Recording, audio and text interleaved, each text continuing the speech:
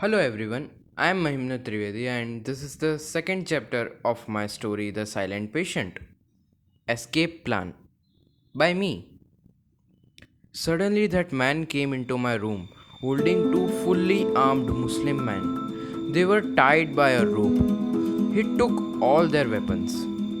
I got confused that why did they tie their own men? Something very big was happening on outside my room.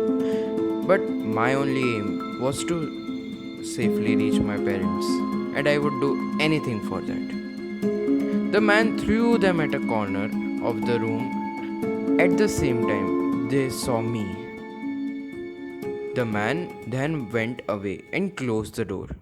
Their mouth was covered with a cloth, but still, they were making muffled noises, asking me to untie them.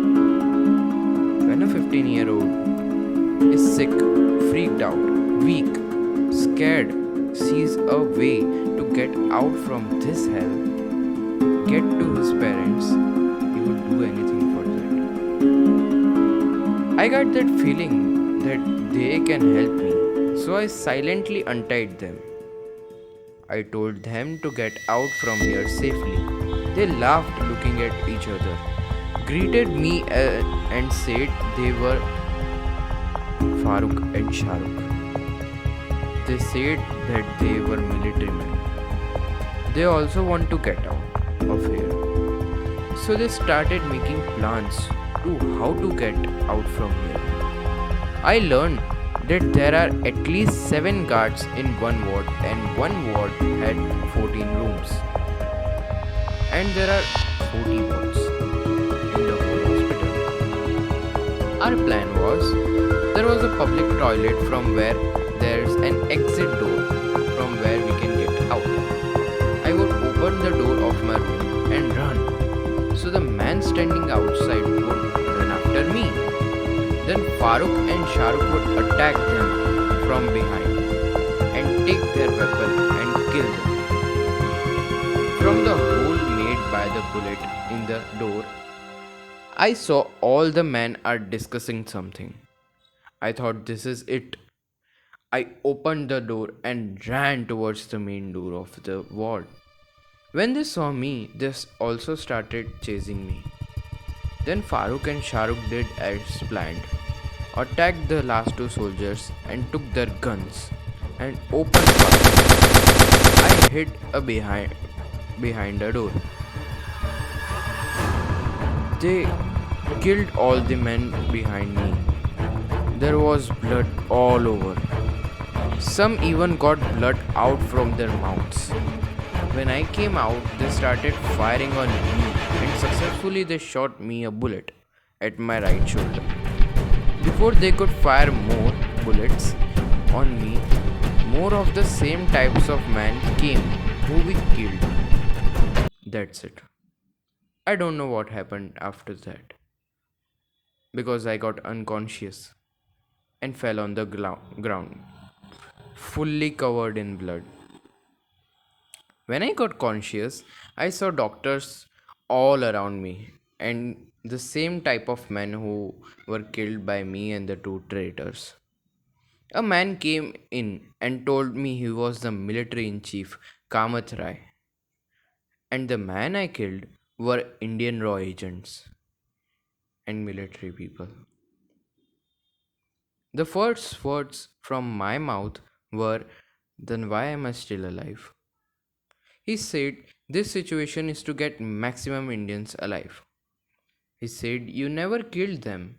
It was that two terrorists who killed them. You just wanted to get out from all this. I asked for the terrorists. He said that they escaped. I asked where am I? He said that I was still in the hospital. Then I asked about my condition. He sighed and said, let's hope you would get better. Your wound is very big, and because of dengue, you have a severe condition. But don't worry, Dr. Verma is there to take care of you. My brain cells stopped working. I was in a big shock. I asked how was she still alive, and he told me to rest.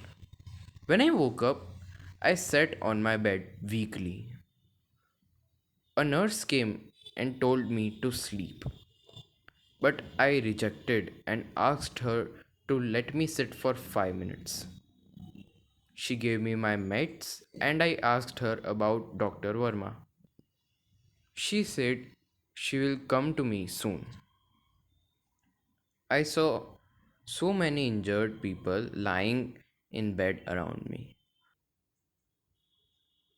Farooq and Shahrukh were the biggest mistakes of my life. I didn't even realize that a fully armed man is equal to a terrorist or military. But one thing was sure that I am out of trouble and now I can go home. Then why did Kamath sir say this situation is to get maximum Indians alive? In my perspective, these two Muslim terrorists came here, attacked the hospital, and then the Indian military came and caught them. But unexpectedly, I heard bombing and fire. One bomb even was thrown into our room. A big blast happened. And what am I? A hero? I survived that too. The scene in front of my eyes was indescribable.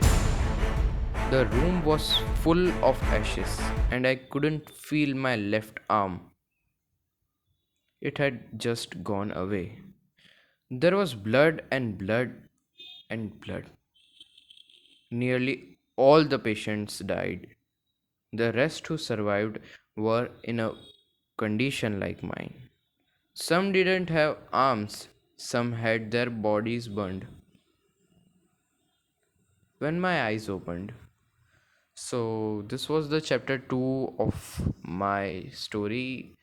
Hope you liked it, and if you liked it, please share it with your friends and do subscribe to my channel. Meet you in chapter 3.